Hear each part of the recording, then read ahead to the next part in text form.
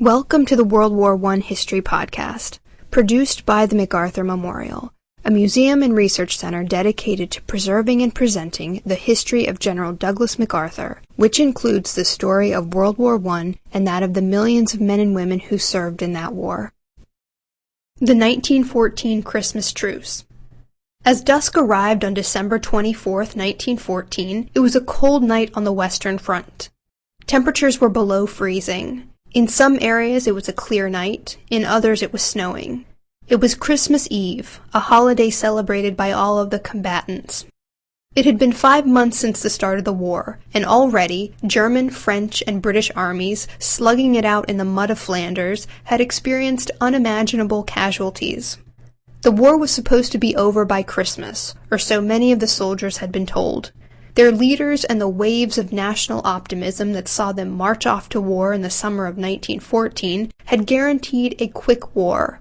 But as many of them suffered from frostbite, pneumonia, rheumatism, and trench foot, it was clear that was an empty promise. Soldiers on both sides were suffering, and by Christmas Eve, with many missing families, friends, and anything familiar, that shared suffering probably seemed more acute. There was little reason for the soldiers to be cheerful. Between September and December 1914, Germany had lost more than 100,000 men killed in action. Within the British Expeditionary Force, battalions that had started the war with 1,000 men were down to 30 men commanded by a single officer. The 7th Division in particular went from 12,000 men to 2,500 men, and from 400 officers to 50 officers in the space of 4 weeks. French losses were equally as devastating, and each side could also claim hundreds of thousands of wounded and missing. Across the world, leaders of neutral countries called for peace. Many religious leaders also called for an end to the hostilities. As December 1914 approached, no one was more vocal than Pope Benedict XV. Pope Benedict's papacy would be completely defined by World War I, a war he later referred to as the suicide of civilized Europe. Elected pope about a month after the war began, he did not appear on the balcony of St. Peter's Basilica to grant the traditional Urbi et Orbi blessing. Instead, on November 1, 1914, as the race to the sea was in progress along the Western Front, he issued his first encyclical. In it he wrote, "On every side the dread phantom of war holds sway. Day by day the earth is drenched with newly shed blood and is covered with the bodies of the wounded and of the slain. Sorrow and distress swoop down over every city and every home. All are in distress." He concluded with an appeal for peace. "Grant, O Lord, peace in our day." As Christmas approached, and with little hope of permanently squelching the war, Christian leaders, both Protestant and Catholic, began to push for a Christmas truce. On December 7, 1914, in an official letter to the belligerents, Pope Benedict asked each to observe a Christmas truce so that the guns could fall silent at least upon the night the angels sing, the day celebrated as the birth of the Prince of Peace. Ultimately his plea, and the plea of many others, came to nothing. Outside forces were proving to be completely incapable of halting the conflict, even for a day. But on the massive battlefield of Europe, some soldiers, many of them away from home for their first Christmas ever, would take matters into their own hands as the holiday approached. Despite the devastation and the suffering in the trenches, there was a marked live and let live attitude in the days leading up to Christmas 1914. No one on either side wanted to die on Christmas Day. Many letters home from the front lines in the fall and winter of 1914 reveal a shift in attitudes that would ultimately make an unofficial Christmas truce possible in some areas. Charles Hamilton Sorley, a British soldier and poet, wrote home in late 1914 that his platoon was perfectly prepared to ignore the Germans if the Germans were willing to ignore them. Sorley also noted that those on patrol had an informal understanding with the enemy that went something like this. All patrols, English and German, are much averse to the death and glory principle. So, on running up against one another, both pretend they are the Levites and the other is a good Samaritan, and pass by on the other side, no word spoken. To provide discomfort to the other is but a roundabout way of providing it for themselves. This live and let live philosophy intensified as Christmas approached, and manifested itself in what scholars today refer to as the Christmas Truce of 1914. This was not one isolated event, nor was it completely widespread. This Christmas truce took different shapes and forms throughout the Western Front, primarily based on the agency and interests of small bands of soldiers. Letters Home provides scholars with the most evidence of Christmas in the trenches in 1914. On Christmas Eve 1914, a German soldier, Herbert Schlussbach, wrote home, "We are all moved and feel quite melancholy, each of us taken up with his own thoughts of home."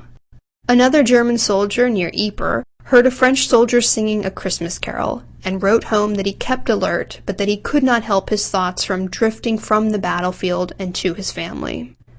In other areas, strange lights began to appear along the German trenches. British soldiers initially thought this was the beginning of an attack, but soon they began to realize the lights were candles decorating Christmas trees that the Germans had propped up outside the trenches. From the German lines there were shouts of "English soldiers, Happy Christmas! Where are your Christmas trees?" followed by Christmas carols. Elsewhere the same night, the 1st Somerset Light Infantry was surprised when a German band across no man's land performed the national anthems of Britain and Germany. The British soldiers cheered their anthem and sang a few songs back. In other sectors, the singing became quite competitive. The London Rifle Brigade heard the German soldiers opposite them singing a carol and decided to retaliate by singing the First Noel. Not to be outdone, the Germans then retaliated with O Tannenbaum. This continued and continued until the English began singing O Come All Ye Faithful, and the German soldiers joined in by singing the hymn in Latin. Rifleman Graham Williams of the London Rifle Brigade wrote in astonishment, "Well, this was really a most extraordinary thing, 2 nations both singing the same carol in the middle of a war."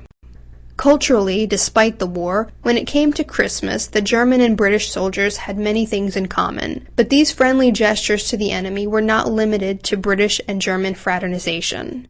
Although evidence of German and French Christmas truces is much more slim, some did occur in 1914. One incident in particular took place during a mass for French soldiers. One French officer wrote home expressing his surprise that the Germans across the way did not fire on the French during the church service. In the end, he reasoned, the Germans across no man's land were Bavarian Catholics, and therefore not inclined to disrupt the mass of the French Catholics.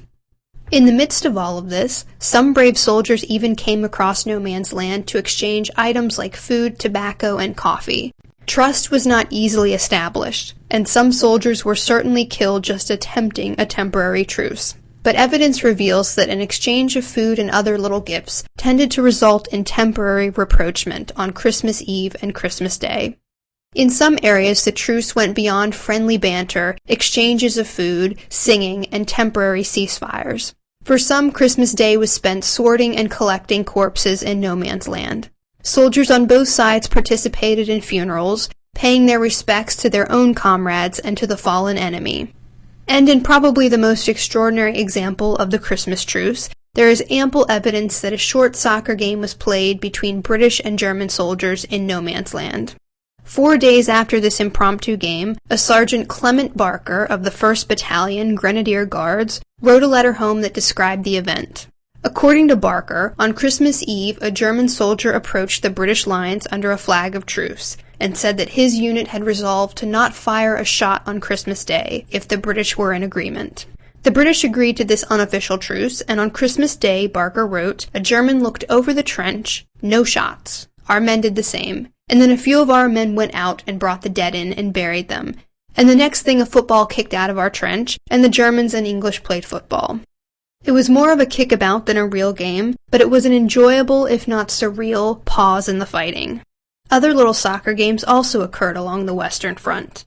A Private Ernie Williams of the 6th Cheshires wrote of another kickabout on Christmas Day 1914, in which he estimated over 100 soldiers participated. Today, to honor the 1914 Christmas soccer matches between the belligerents, there is now a youth league tournament in Ypres that brings together Belgian, French, British, and German soccer teams.